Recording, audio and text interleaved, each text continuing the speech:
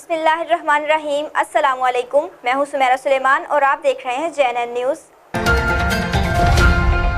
قدیمی قصبہ غازی پور مسائل کا گڑھ، دو وزراء بھائیوں نے حلقہ میں الیکشن کے بعد پلٹ کر بھی نہ دیکھا، مکینوں کا انوکھا احتجاج، بنیادی سہولیات فراہم کرنے کا مطالبہ۔ تفصیلات جانتے ہیں آفتاب انور کی اس رپورٹ میں۔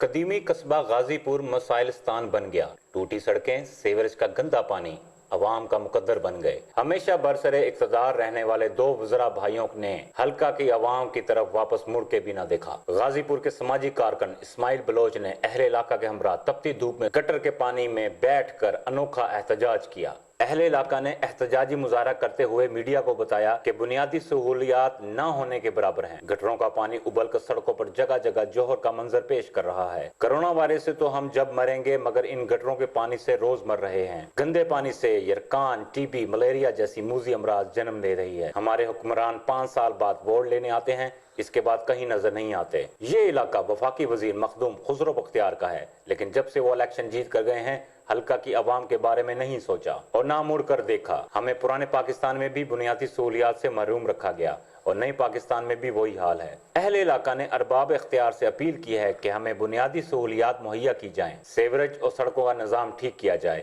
تاکہ عوام سکھ کا سانس لے سکیں۔ کیمرہ ٹیم کے ساتھ آفتاب انور، JNN نیوز غازی پور۔ بہت شکریہ آفتاب انور۔ تفصیلات سے آگاہ کرنے کے لیے، مزید خبروں کے لیے دیکھتے رہیے JNN نیوز۔